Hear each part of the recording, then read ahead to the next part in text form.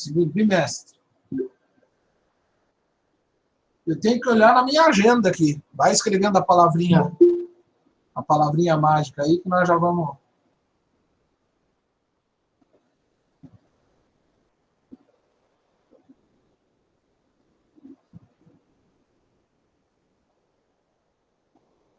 Sabe que eu estava tendo uma ideia de vocês apresentarem o trabalho aqui online, o trabalho do segundo bimestre. Pensou que legal? Vocês vão dar aula para mim aqui no sistema online. Imagina que show!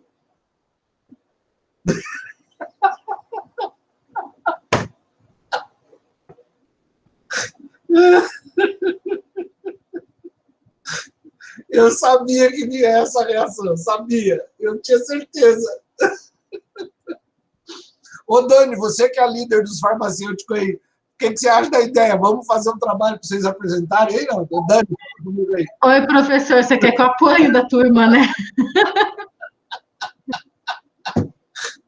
Ai, a reação foi imediata. Pá! Ó, o chat está bombando. Ai, me divirto, cara. Ai, ai. Calma, pessoal, eu tô brincando. Só para me divertir com o desespero de vocês aqui. Ai, ai, teve uma lá que falou, pelo amor de Deus, professor. Deixa eu ver quem foi aqui.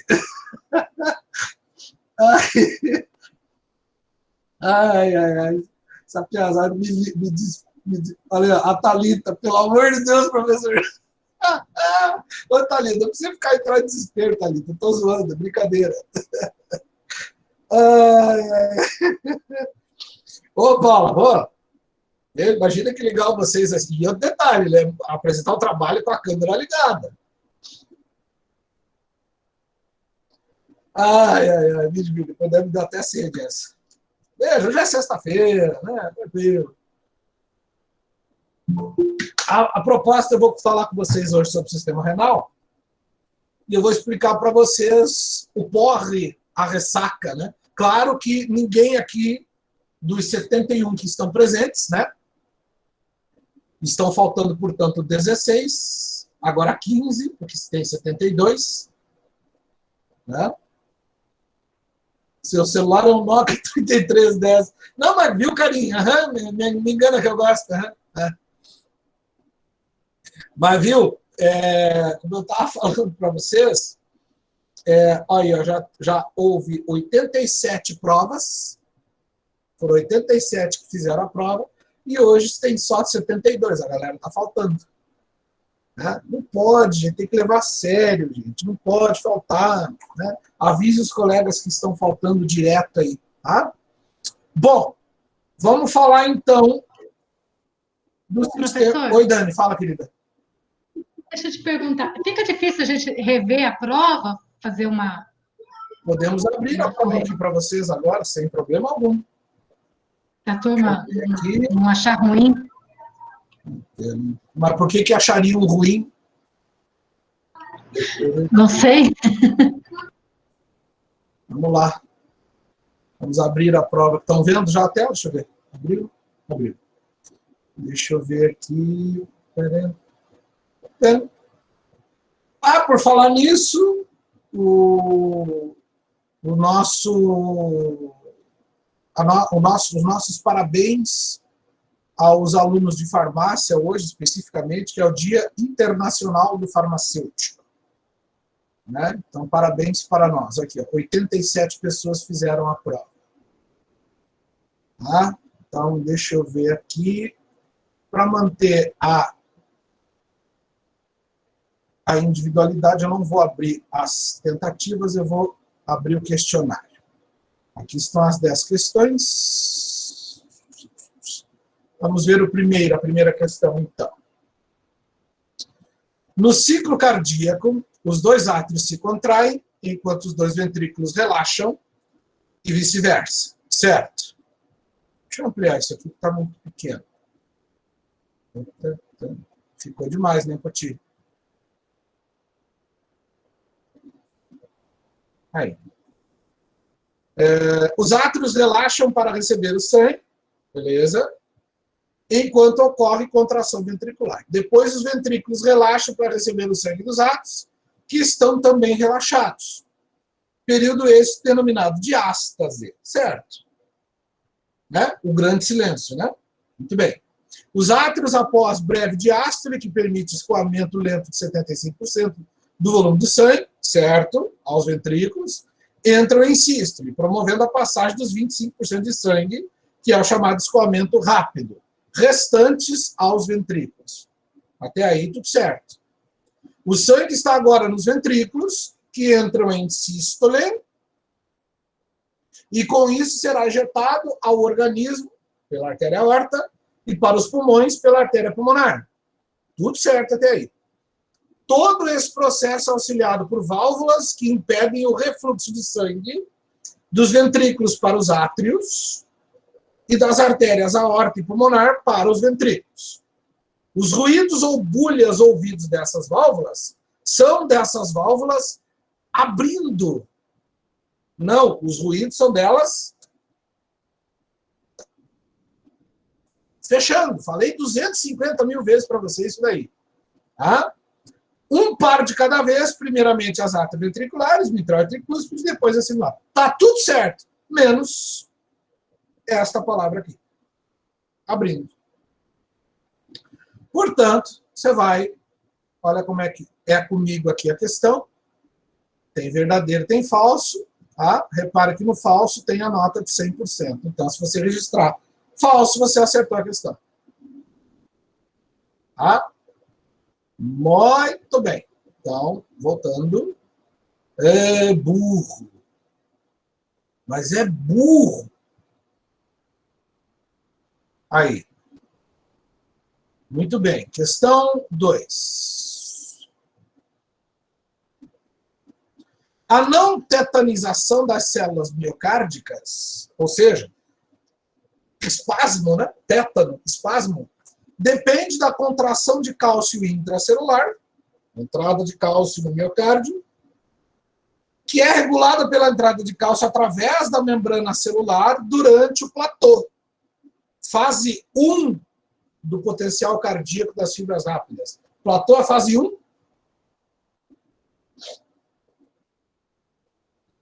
Fase 2. Essa é uma questão fácil. Tá? Então, platô é fase 2. É só tu lembrar do gráfico. Aqui não dá para fazer aqui. É só tu lembrar do gráfico da fibra rápida. É só você lembrar do gráfico da fibra rápida, né?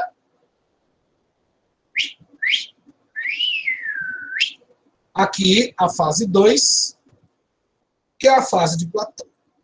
Tá? Muito bem. Então, esta é falsa também. Olha lá, falso. Se marcar falso, você ganha a nota integral. Beleza. Vamos ao próximo. Questão 3. De acordo com o sistema renina-angiotensina-aldosterona, em caso de vasodilatação, ou seja, pressão baixa, a renina produzida nos rins reage com o seu substrato no fígado, o angiotensinogênio, convertendo em angiotensina 1. Certo? Que através da enzima conversora da angiotensina produzida nos pulmões, transforma-se em angiotensina 2. Certo?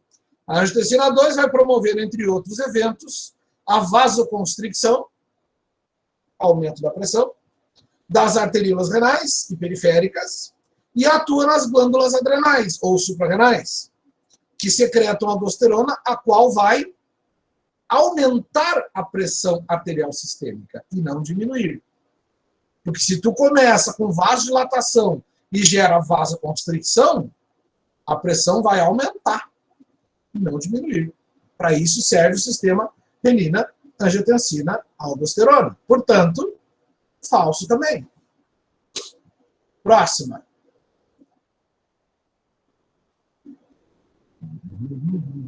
Quatro.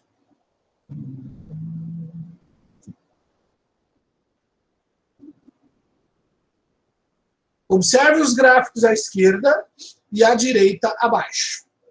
Muito bem, da esquerda você já viu que é fibra rápida, da direita é fibra lenta. Gráfico 1 é fibra rápida, gráfico 2 é fibra lenta.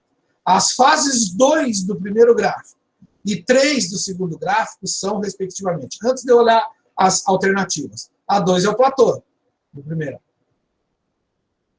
A3 é a repolarização definitiva. Vamos ver, então.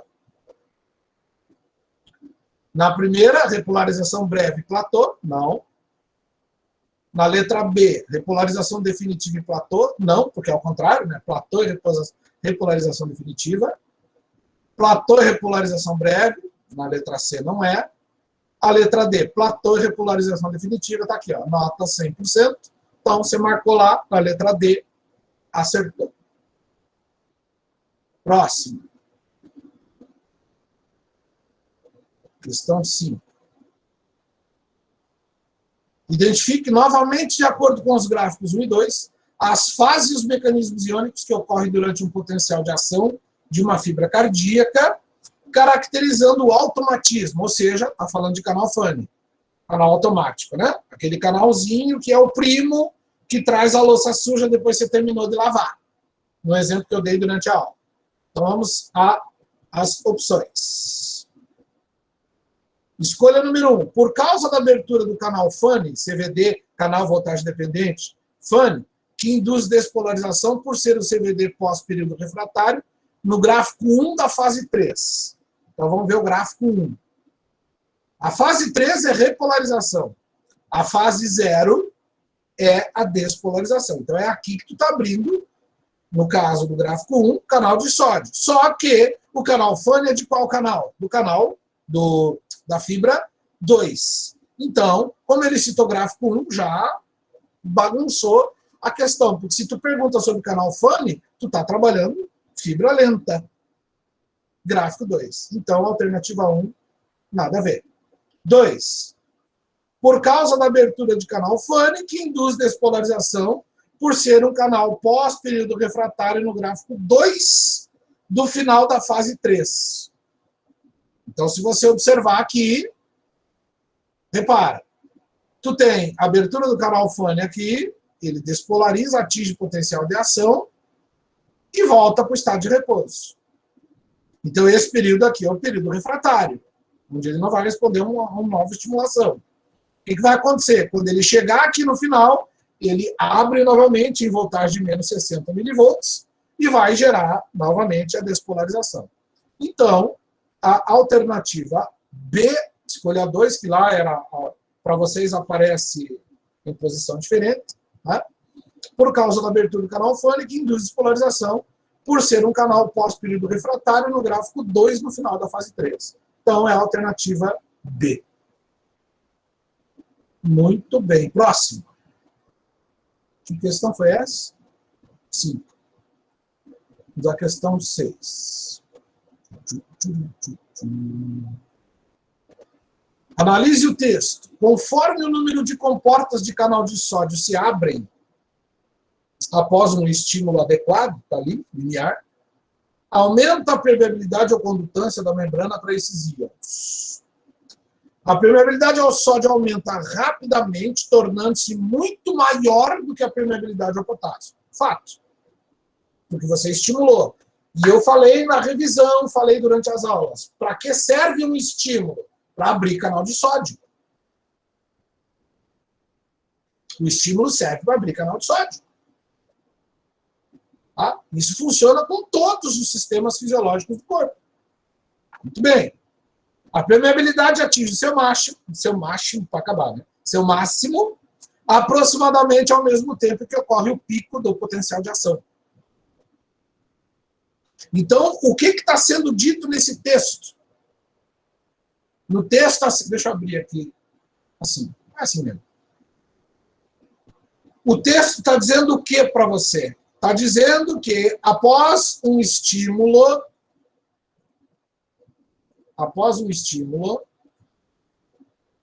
o estímulo faz a célula atingir o potencial limiar, o estímulo limiar, né? E a permeabilidade do sódio se torna máxima até atingir o pico, ou seja, o potencial de ação. Ele está descrevendo esta fase aqui. Porque ele diz, após um estímulo limiar, ou seja, que atingiu o nível de descarga, saiu do potencial de repouso, após o estímulo limiar, a permeabilidade do sódio se torna máxima até atingir o pico. Ele está descrevendo o quê? A despolarização. Ele está descrevendo a despolarização. O texto, então, descreve a despolarização. O presente texto identifica o processo de...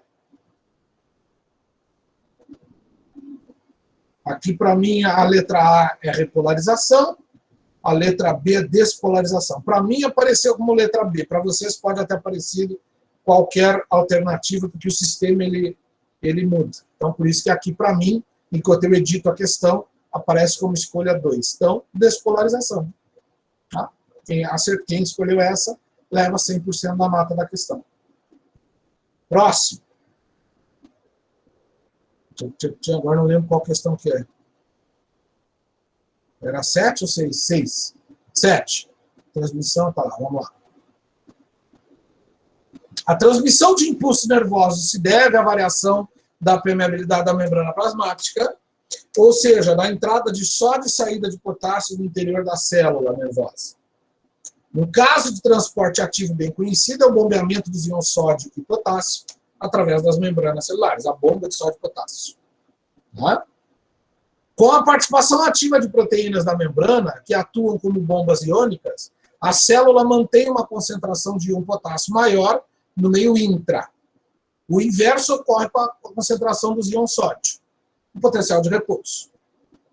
Ao receber o estímulo nervoso, a membrana do neurônio, tornando-se mais permeável ao sódio, ao longo do axônio, inverte as cargas, despolarização, ao redor, o que faz com que a superfície externa se mantenha carregada negativamente em relação ao meio intracelular, gerando um impulso nervoso que se propaga ao longo do axônio. Descreveu aí o processo da despolarização e impulso nervoso. Entre o meio intracelular e a superfície externa da membrana do axônio, surge uma diferença de potencial que gera um campo elétrico, correto?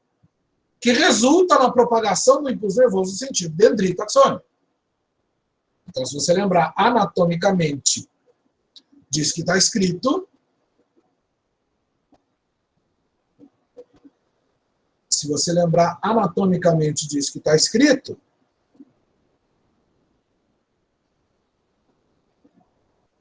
você vai ter aqui o neurônio, as partes do neurônio,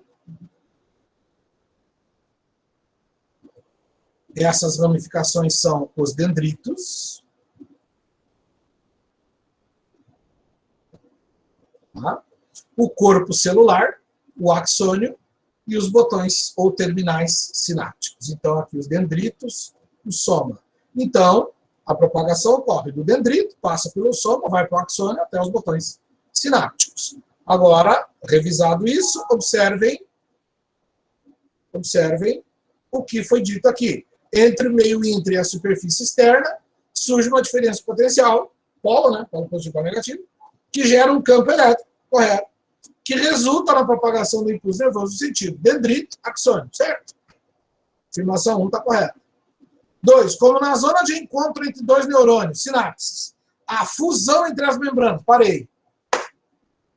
Tem fusão de membrana em sinapse, gente? Não tem. Existe a fenda sináptica, né? As membranas não se fundem entre si. Até na sinapse elétrica do coração, que tem as gap junctions, né?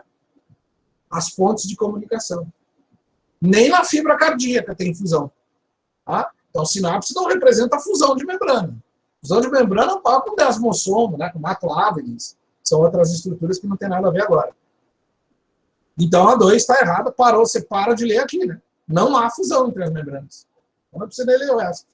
3. A variação da permeabilidade tratada no texto pode acontecer nos dois sentidos da membrana, de fora para dentro e vice-versa, tanto para o sódio como para o potássio, mantendo-se constante o potencial elétrico. Gente, o potencial elétrico em repouso é menos 70, em limiar de excitabilidade é menos 55, em potencial de ação é mais 30. Como é que se mantém constante? Não tem sentido isso daí. Então, somente a 1 está correta. E, portanto, vamos ver as alternativas. 1 e 2, se você marcar, se não der nada. Somente a afirmativa 1, se você marcar, você ganha a nota integral da questão. Prontinho. Nem precisa ver o resto. Agora, 8. Falei 250 milhões de vezes isso aqui, quanto às aulas de sistema nervoso. Falei na revisão e diz: pensar é a forma mais extraordinária de consumo de energia. Ah? Quem que mantém a célula em potencial de repouso? Falei 200 mil vezes para vocês. Quem que mantém?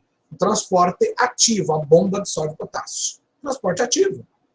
E aí as alternativas. Vamos ver. Transporte passivo, se marcar não leva nada. Transporte passivo de fusão facilitado, se marcar não leva nada.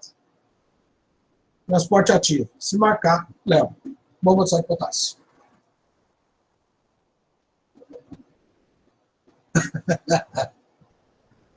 É aquilo que eu falo, querido, por mais que eu tente fazer uma prova super fácil, não existe prova de fisiologia fácil.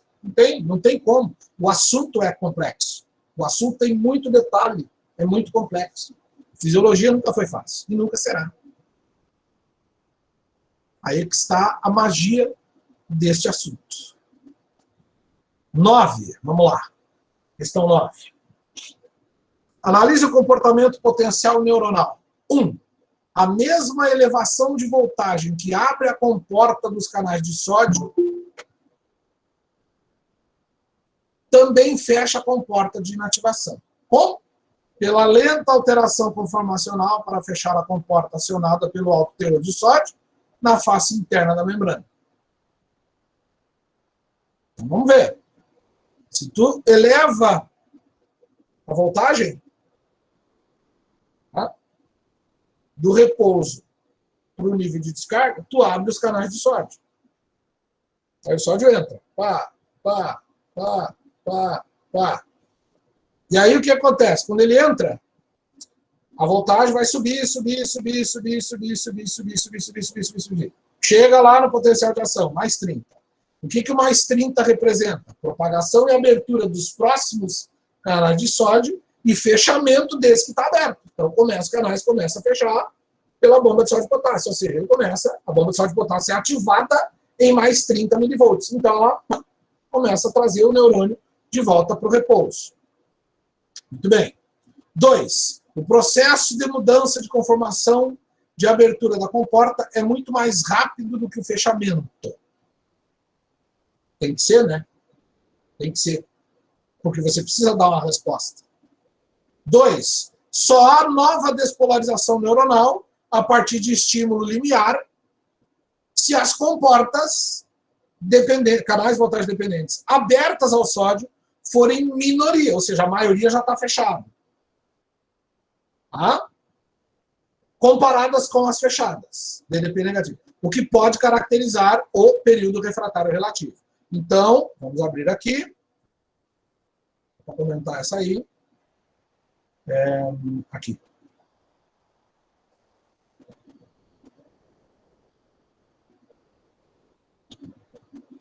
Lá vai você analisar o gráfico e você tem potencial de repouso, nível de... Nossa Senhora, Poti, pelo amor de Deus.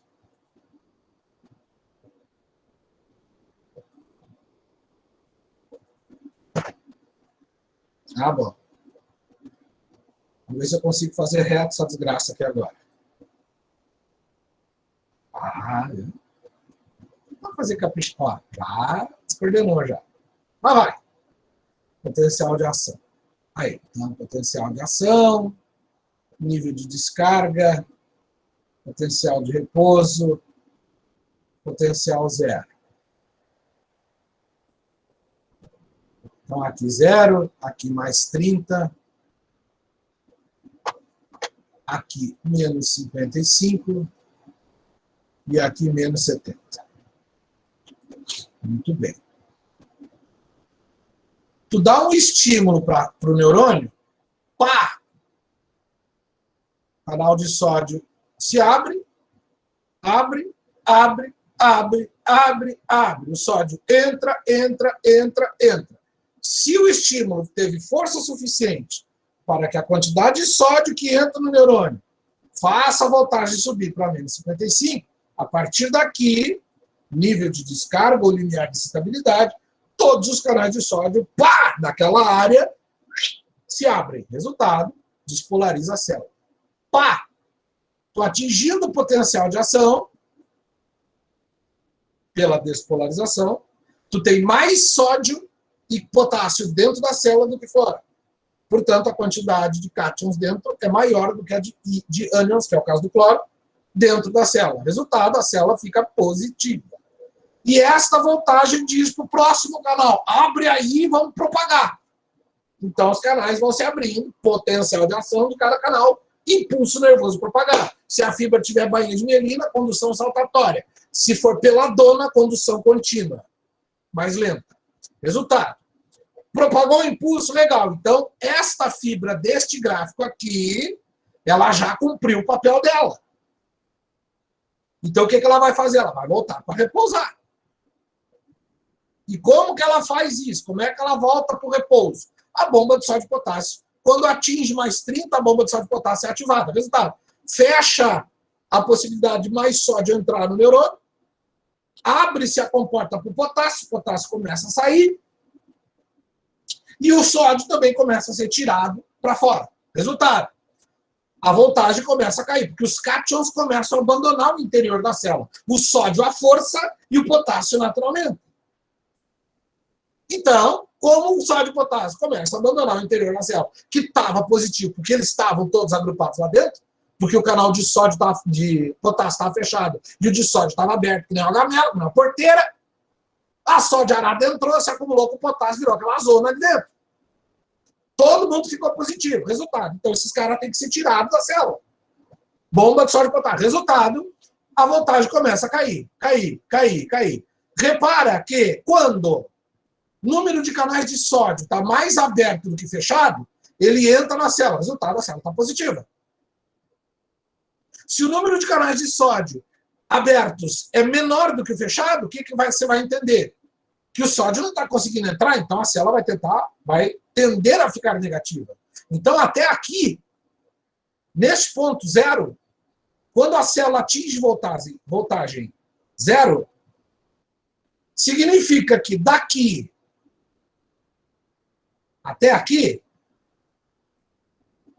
tu chama de período refratário absoluto. Por quê?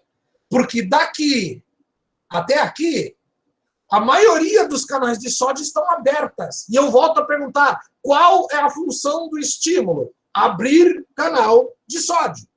Se a maioria dos canais de sódio estão abertas, faz sentido um neurônio responder a um estímulo enquanto ele está passando por essa etapa aqui? Não, porque todos os canais já estão abertos. Todos os canais já estão abertos. Se todos os canais estão abertos, não faz sentido você dizer, vai sódio, vai, abre. E o canal de sódio diz, mas quando você é louco, eu já estou aberto. O estímulo diz, vai canal de sódio, abre. E ele está aqui na despolarização. A maioria dos canais está aberta. Então, se essa maioria está aberta, a célula já respondeu adequadamente ao estímulo. Então, não tem sentido vir um outro estímulo e dizer, vai canal de sódio, abre. E ele diz, não, bicho, eu já estou aberto, o que você quer? Quer a minha alma? Muito bem. Aí a bomba de sódio e potássio começa a fechar os canais aqui. E à medida que ela começa a fechar os canais de sódio, não deixar o sódio mais entrar e sim tirá-lo ela impede a entrada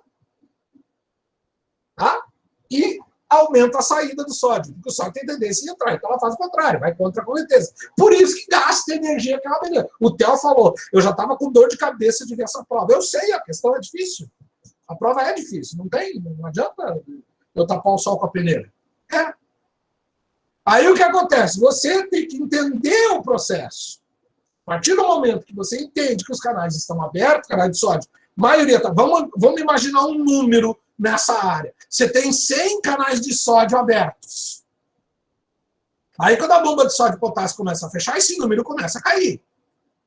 Aí deu 99, 98, 97, 96, a bomba de sódio e potássio vai fechando, fechando, fechando, fechando. Quando chegar 50 canais de sódio abertos, 50 fechados, adivinha qual é a voltagem do neurônio? É zero.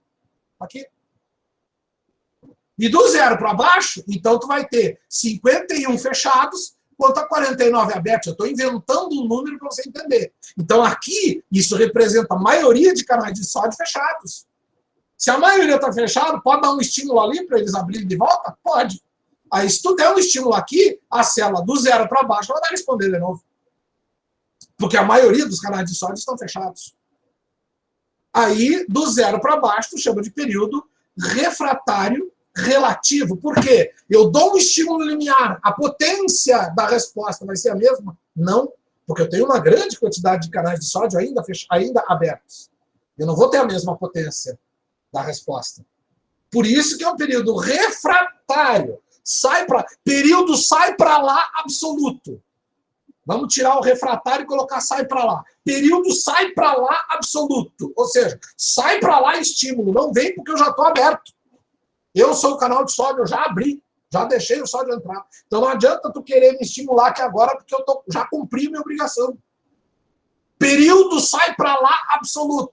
Pode botar o estímulo do super-homem ali no neurônio, que o neurônio vai dar de ombros. Não está nem aí. Agora, quando a maior parte dos canais de sódio estão fechados, ou seja, da voltagem zero para baixo, você pode ver que o período refratário absoluto termina na voltagem zero. A partir do momento que o período refratário absoluto terminou, começa o período refratário relativo. Quer dizer, sai para lá, mas vem devagar que eu aceito. Está ficando estranha essa conversa aqui. Então, o período refratário diz, tá, sai para lá. Tá, vem, pode vir. Não, calma, vem, devagarinho. Ficou esquisito, mas vocês entenderam. No momento que tu tem período refratário relativo, tu pode estimular o neurônio que ele vai responder. No absoluto, não adianta tu estimular de novo. Porque tu já deu um estímulo aqui, bicho. Já estimulou ele aqui. Se o estímulo foi adequado, ele vai atingir o nível de descarga e vai gerar a lei do tudo ou nada. Vai ou racha. Se o estímulo é limiar, ele vai responder. Ponto. Acabou, não tem papo. Muito bem. A partir daí, com base em tudo isso que eu comentei com vocês, observe ali, só há nova despolarização neuronal a partir de estímulo limiar se as comportas de sódio forem minoria, comporta aberta for minoria, ou seja, 49,51, do exemplo hipotético que eu dei ali, quando comparados com as fechadas. DDP negativa da membrana, quer dizer, tu já passou do nível zero, está baixando. Até o nível zero, o neurônio não vai responder um outro estímulo. Do nível zero para baixo, ele pode responder um outro estímulo, se o estímulo acontecer. Caracteriza o período refratário relativo. E aí eu pergunto, quais estão corretas? Portanto, a alternativa A, todas estão corretas. Essa é a 9, se não me engano. Deixa eu ver. 9. Questão 9.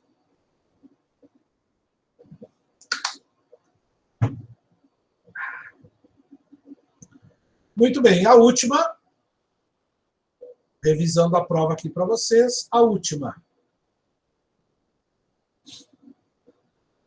Analise o esquema, essa é fácil, essa aqui tá de graça, né? Vejam aqui. Essa é uma questão fácil.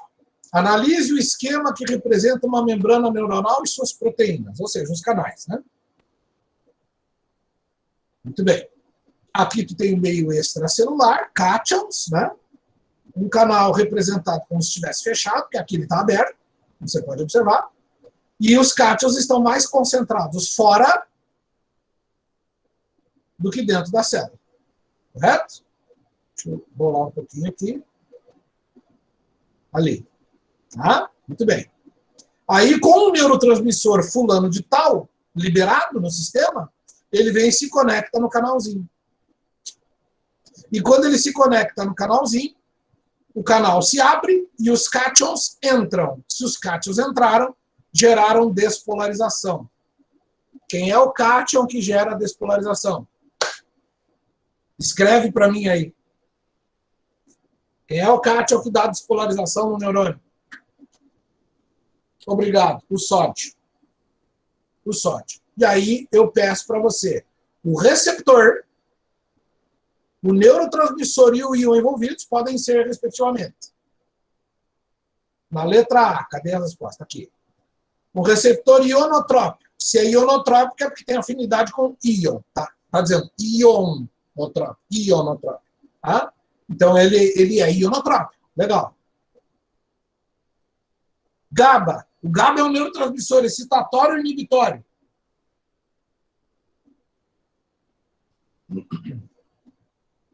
Inibitório. Então, parei de ler no GABA, mesmo porque está dizendo cloro aqui. Né? Cloro não gera despolarização, gente. Pelo contrário, cloro repolariza a célula. O cloro deixa a célula por repouso, junto com o potássio. Então, a letra A não dá. Próxima. Ionotrópico, GABA. Parei com o GABA de novo. Porque se eu estou gerando despolarização, não pode ser o GABA que está trabalhando ali. Terceira alternativa. Metabotrópico. Metabotrópico não é, porque ele está atuando com canal iônico, com íons. Então não é metabotrópico. Né? Glutamato poderia ser, porque o glutamato é o principal neurotransmissor excitatório do sistema nervoso. E o sódio também. A escolha 3, que seria a letra C, estaria errada porque o canal não é metabotrópico. Escolha 4, ionotópico, glutamato e sódio. Pronto, matou. Letra D, ou enfim, escolha 4. Ionotrópico, que é de íon, glutamato, que é um neurotransmissor excitatório, e o sódio, que é o cara que gera despolarização. Pronto, acabou. Essa foi a última, né? Foi a última essa? Foi a última. Beleza? Revisada a prova para vocês aí a pedidos, né? A pedidos. Tem o tempo aí? Tem.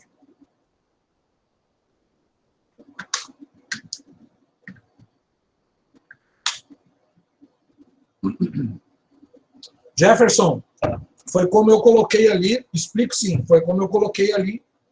Esse 3 foi a explicação que eu dei agora há pouco. A mais longa explicação que eu dei agora há pouco. Apaguei aqui. Eu apaguei o que eu tinha feito. Eu acabei de mostrar para vocês dessa 3. Do potencial de repouso, do nível de descarga, do nível 0 e do potencial de ação. Então, potencial de ação, 0, nível de descarga, potencial de repouso. Menos 70, menos 55, 0 e mais 30. Mais 30. Se tu estimula o neurônio, aqui, nesse ponto, o estímulo é adequado, tá? O neurônio vai permitir alteração na permeabilidade do sódio. À medida que o sódio vai entrando, a voltagem vai subindo. E se ela atingir menos 55, lei do tudo ou nada. Ou ela atinge ou não atinge. Se atingir, vai completar o processo. Vai completar. Vai despolarizar. Tá? Muito bem. Então, o nível de descarga, do nível de descarga até o nível 0, tá? Todos os canais de sódio estão abertos. E até aqui a maioria. Quando chegar aqui, empatou. À medida que os canais de sódio começam a ficar fechados,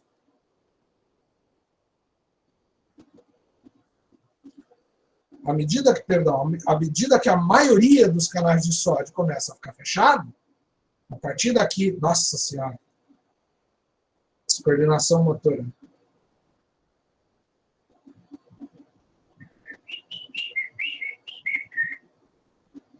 À medida que a maioria dos canais de sódio vai se fechando, a célula vai voltando para o repouso. Então, daqui desse ponto X amarelo, a curva azul até o nível 0, tu chama isso de período refratário absoluto. Por quê? Porque aqui a maioria dos canais de sódio está aberta e a função do estímulo é abrir canal de sódio. Então, se tu der Vamos supor que está correndo esse processo aqui de despolarização. Se tu der um estímulo aqui, nesta linha de tempo aqui, por exemplo, o neurônio vai dar de ombros, ele não vai dar nem bola. Ele não vai dar bola. Por quê? Porque o estímulo tem a função de abrir canal de sódio. E se o canal de sódio já está aberto, não faz sentido, a maioria dos canais, né? Se a maioria dos canais já está aberta, não faz sentido tu querer estimular a célula de novo, já que ela já cumpriu, já deu a resposta ao estímulo linear, o estímulo adequado. A partir do momento que isso acontece, a célula atinge o potencial e começa a repolarizar. Esta toda é a fase de repolarização. Só que a fase de repolarização vai do potencial de ação ao potencial de repouso. E enquanto tu tem a fase onde tu tem maior parte dos canais de sódio ainda abertos e uma minoria fechadas, eles estão fechando gradativamente, observe que a voltagem vai chegar no momento que ela vai se igualar, mas vai ser isotensional, zero, voltagem zero. Então aqui tu tem 50% dos canais de sódio abertos, 50% dos canais de sódio fechados. Então a voltagem está zero. E aí a bomba de sódio vai fazer o quê? A bomba de sódio potássio vai fazer o quê? Vai continuar fechando os canais.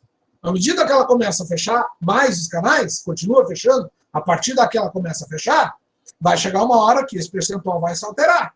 Quando a voltagem baixar para o zero, você vai ter menos canais abertos e mais canais de sódio fechados. E quanto mais canais de sódio estão fechados, leia o texto. Ali, ó. Só a nova despolarização neuronal. Nova despolarização. Vou pegar a caneta vermelha aqui, ó. Então, se eu quiser dar uma nova despolarização a partir de uma já pré-existente, você vê aqui, eu já tenho uma despolarização no gráfico azul. Se eu quiser dar uma nova despolarização nesse neurônio, eu tenho que estimular ele. Mas se eu estimular ele nesse período de tempo aqui, esse período de tempo é o período refratário absoluto. Ou seja, ele não vai responder ao novo estímulo. A partir do momento que a célula começa a ficar negativa, se eu gerar um novo estímulo aqui nesse ponto, vamos supor que seja aqui no gráfico, a maior parte dos canais de sódio estão fechados, então eles vão responder, vão dar uma nova despolarização. Isso é o período refratário relativo. A resposta não será tão intensa quanto a primeira, porque você ainda tem canal de sódio aberto, apesar de ser minoria. Tá? Aqui a maioria está fechada. Tá? No momento que aqui acontece, os canais todos estão fechados, aqui no repouso. Tu abre eles quando tu estimula. Tá? Então, a afirmação está certa, porque daqui para baixo, tu caracteriza o período refratário relativo, justamente porque a partir do nível zero, na repolarização, tu pode dar um novo estímulo, aí o neurônio pode despolarizar de novo. Porque a maioria dos canais de sódio já está fechado, já voltou para o estado de repouso. Beleza, Jefferson?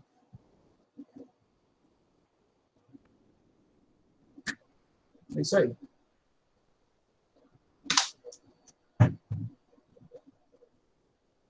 Muito bem.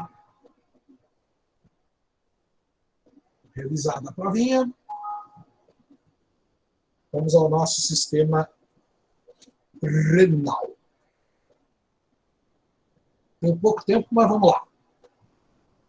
Dani, respondida, Dani. Vê se a Dani escreveu, porque meio cego aqui. Sim, professor, perfeito. Obrigada.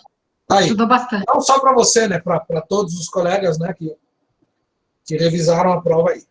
Então, meus queridos, isso aí vai fazer parte da tua rotina profissional. Às vezes você não vai ter tempo de pegar um resumo, um livro, para ler, para poder tomar uma atitude durante o exercício da tua profissão. Tem que saber isso aí. Professor, é difícil. Eu sei. Eu tenho plena consciência. Eu sei que é difícil. Tá? Vai lendo, vai estudando. Né? Eu falei para vocês no primeiro dia de aula, não deixa para estudar na última hora. Vai dando uma lidinha aos poucos. Está com dúvida em algum ponto que você leu, manda uma mensagem para mim.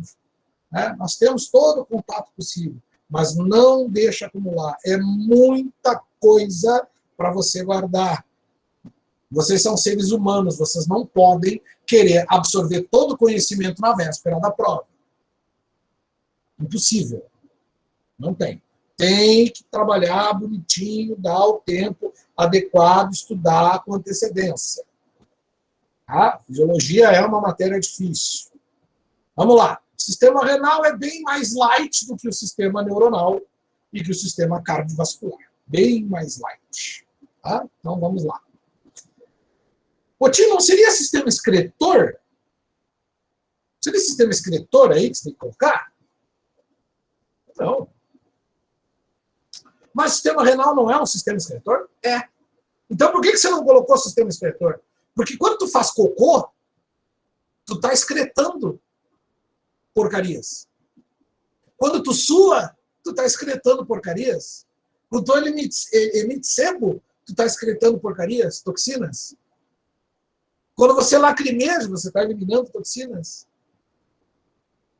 Então, o sistema excretor, ele é composto principalmente pelo sistema renal, principalmente, sem dúvida alguma. A maior parte do processo de excreção de substâncias é pelo xixi, tá? Mas o cocô participa também. Então, o intestino grosso também atua como sistema excretor. Glândula sudorípara, glândula sebácea, glândula lacrimal também atuam como sistema excretor. Então você não pode simplesmente dizer, o sistema renal é o sistema excretor. Correção. O sistema renal é o principal dos sistemas excretores. Aí sim. Aí sim. Tá? Então, por favor, não confunda sistema excretor com sistema renal. O sistema renal é o principal sistema excretor do corpo, mas não é o único.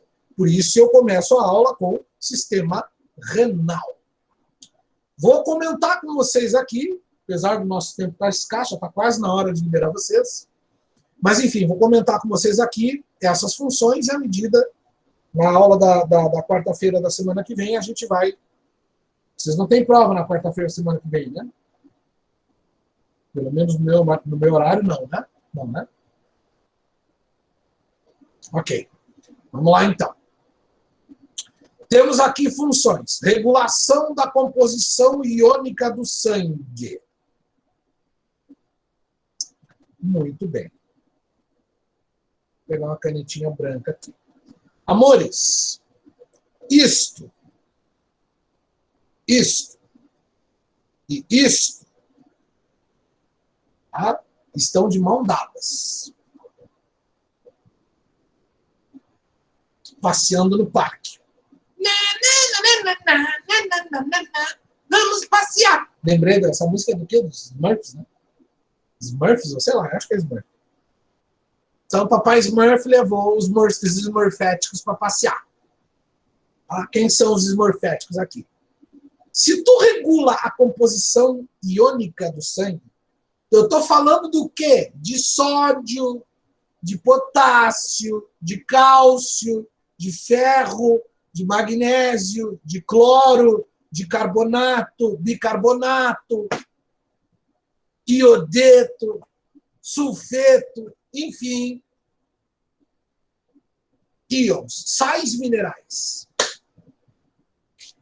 Muito bem. Isso vai, então, ajudar você a controlar a concentração dessas substâncias no sangue.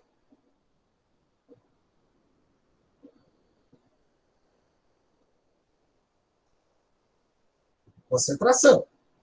E aí tu tem entre esses caras, por exemplo, cloretos e sódio. Cloreto é íon derivado de ácido clorídrico. Sódio é derivado de soda cáustica. No português, claro, química básica do primeiro ano do ensino médio. Tá? Ácido e base. Equilíbrio ácido-base. Os metais alcalinos, como, por exemplo, tem uma porrada, mas vou citar os mais famosos. O sódio, potássio e cálcio. São metais alcalinos, o sódio e o potássio. O cálcio e o magnésio, por exemplo, são metais alcalinos terrosos. No português, claro, onde eles estão em alta concentração no sistema, eles tornam meio alcalino ou básico.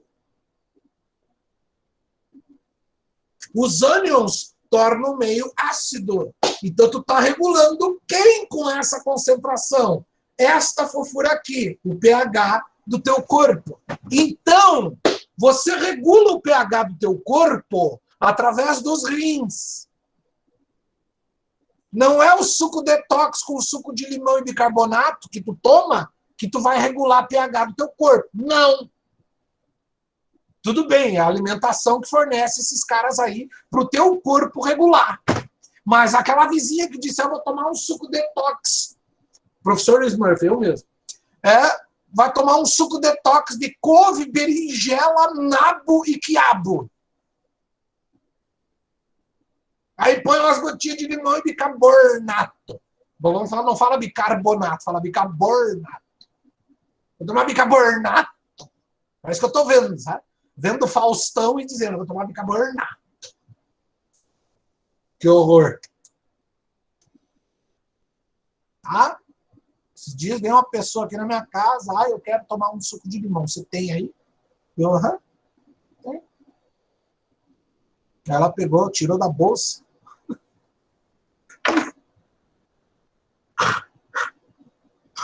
Na minha frente, tirou da bolsa, botou um saquinho de bicarbonato de sódio. Eu fiquei olhando, né? Aí tomou aquele troço. Eu não me aguentei, né? Perguntei, por que você está fazendo isso? Não, porque eu preciso alcalinizar o meu corpo.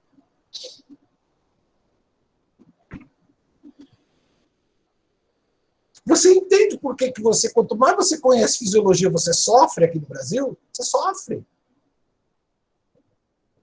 O sofrimento é inevitável. Porque você vê a pessoa fazendo na tua frente isso. Quer dizer, ela está provando que ela não tem a menor noção do que ela está fazendo. Não sabe. Não sabe o que ela está fazendo. Vou alcalinizar meu corpo. Tá bom. Ou seja, nunca mais tomem suco de laranja. Suco de abacaxi, acerola, açaí, então, fuja. Porque o açaí é uma fruta ácida. Aliás, as frutas são ácidas em geral. Em geral, né? As frutas são ácidas. Então, se isso fosse verdade, a gente não pode comer fruta. E a própria nutrição e a medicina falam, coma fruta, faz bem para a saúde. E faz.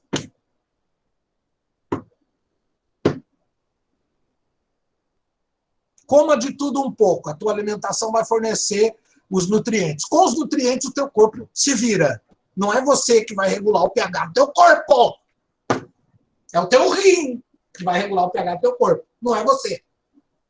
Mas o rim faz parte de mim, professor. Então, sou eu.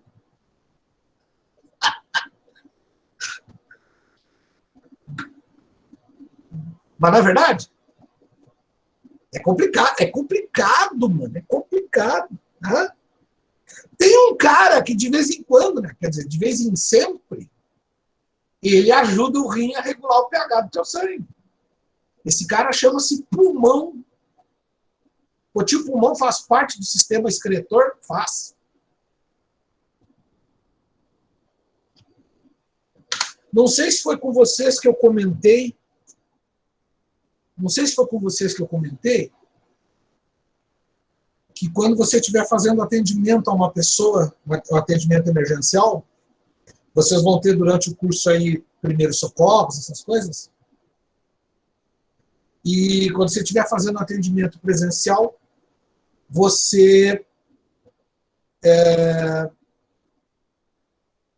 vai detectar lá a respiração da pessoa e tal. E aí você chega perto dela e sente um cheiro de acetona. Foi com vocês que eu comentei? Não. Que bom, estou comentando agora. Acetona, sabe? Aquele solvente orgânico, a famosa propanona, que a mulherada usa para tirar o esmalte. Tá? Depressor seletivo do sistema nervoso central. Tá? Você cheira acetona, dependendo da quantidade de acetona que você cheirou.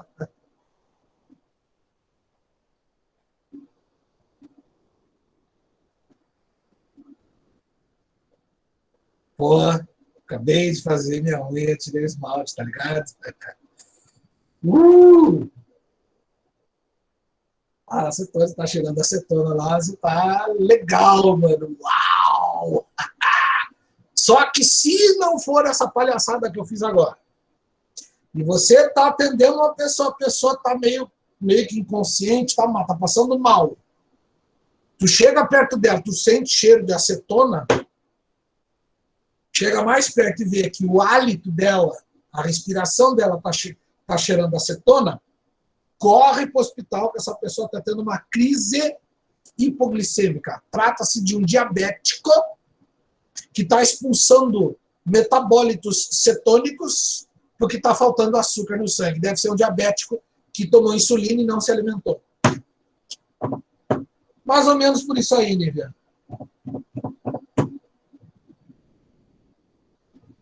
Mais ou menos por isso aí. Tá? Quando uma pessoa bebe álcool em excesso, 70% da embriaguez acontece pelo cheiro do álcool. E aí, somado à quantidade líquida que ela ingeriu, que vai passar por processo digestório, o álcool em excesso no sangue, o rim não consegue dar conta, né? E aí, quem começa a eliminar o álcool? O sistema respiratório. Você já viu que uma pessoa, quando ultrapassa o limite de bebida, ela fede, né?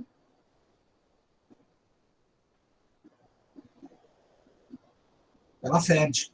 Vocês já repararam isso? A pessoa, quando está bêbada e tal, ela tá, às vezes, chega perto da pessoa, nossa, ela está fedendo bebida alcoólica. Não sei se vocês já tiveram o desprazer de parar do lado de uma pessoa que tomou todas. Exato, Heloísa. Exato. Exato. Sente de longe, exatamente. É triste, mas é verdade. O alcoolismo é uma coisa muito séria, né? Muito, muito triste. É uma doença muito grave.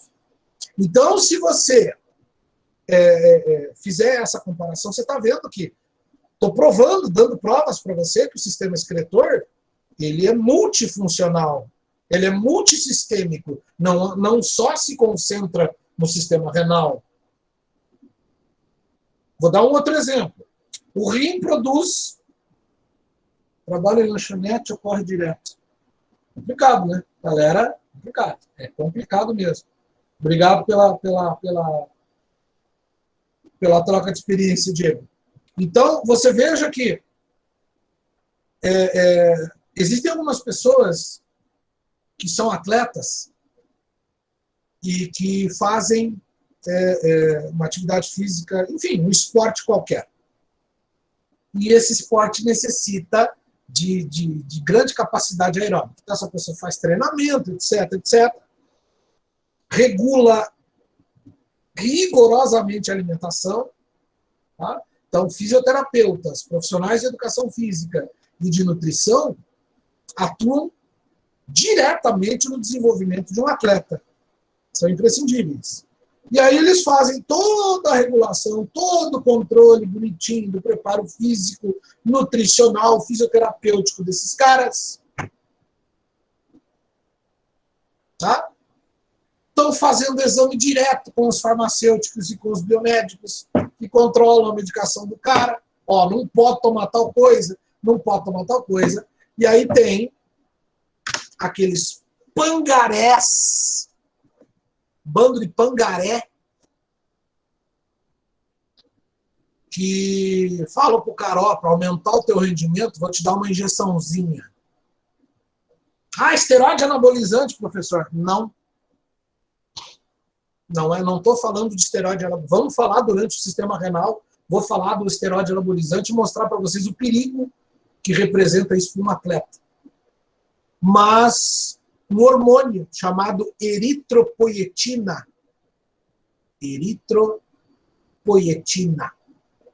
que é internacionalmente conhecida como EPO. A EPO é um hormônio produzido no rim. O rim produz EPO, além de renina e de vitamina D3. A vitamina D3 é sintetizada nos rins. Tá? Poti, então, esses dias uma menina perguntou, Poti, então, por isso que justifica o fato de uma pessoa apresentar casos de osteoporose relacionados à insuficiência renal.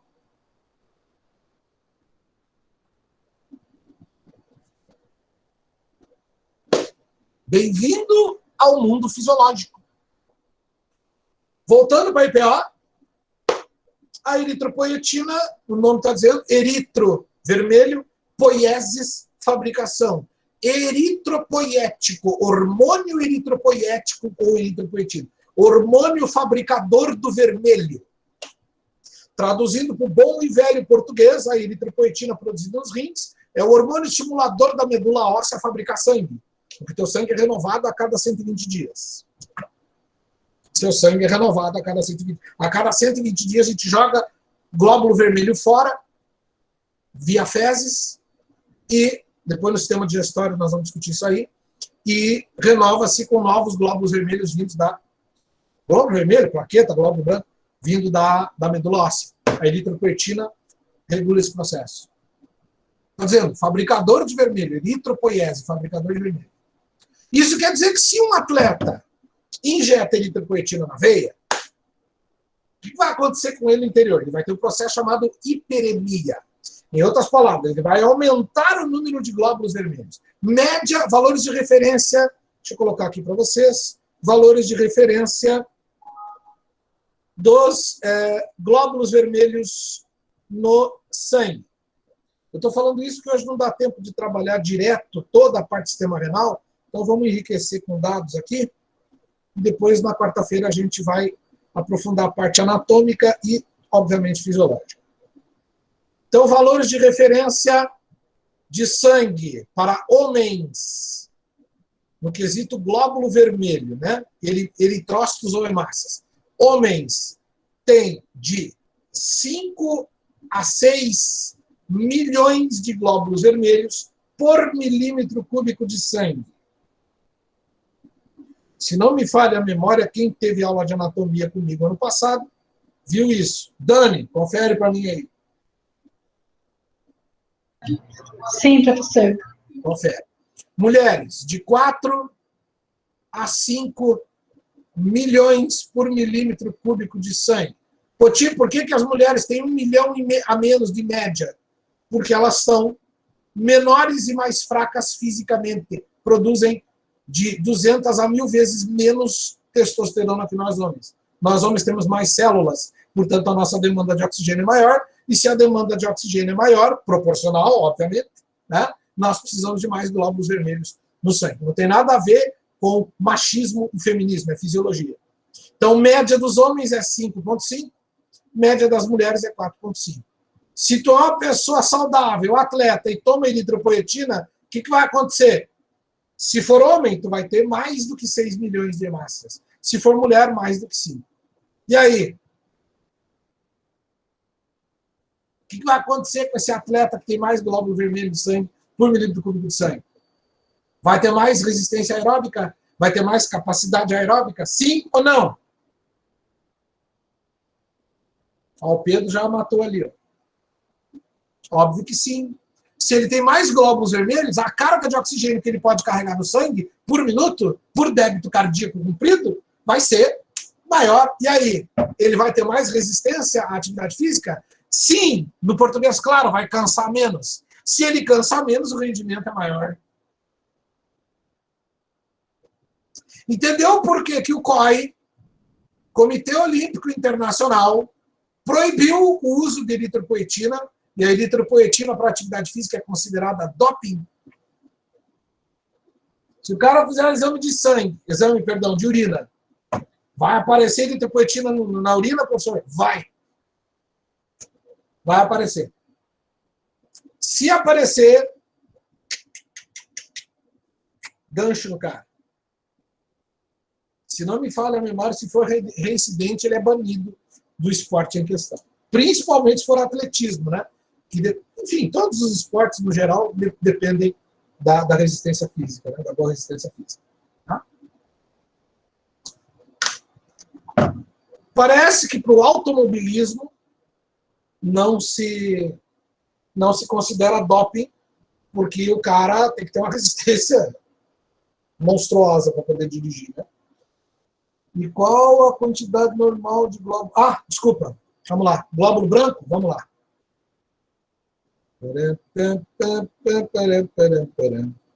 Glóbulo branco, o padrão fisiológico, tanto para homens quanto para mulheres, glóbulo branco, é de 6.000 a 10.000 glóbulos brancos por milímetro cúbico de sangue. Alguns autores já consideram 5.000 a 10.000. Tem uns laboratórios Pangaré aí que colocam o valor de referência a 3.800. Porra, vocês estão de sacanagem comigo, né? Farmacêuticos, biomédicos, 3.800 é sacanagem. A pessoa está com... Fiz 380. 3.800 como valor mínimo de referência, tu tá de brincadeira. A pessoa tá com imunossupressão.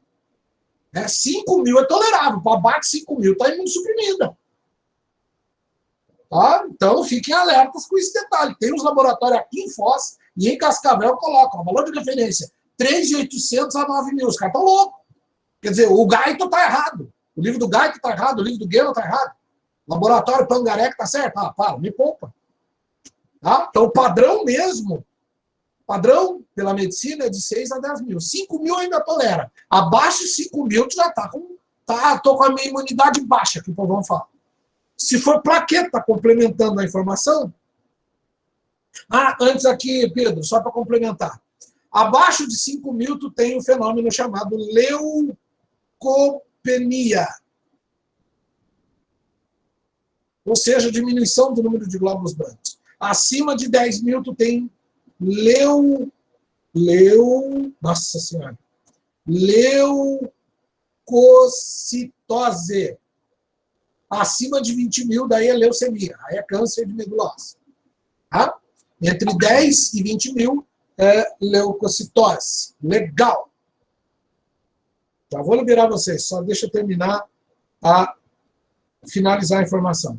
Se for plaqueta ou trombócito, plaqueta é nome popular, nome oficial é trombócito. Trombócito.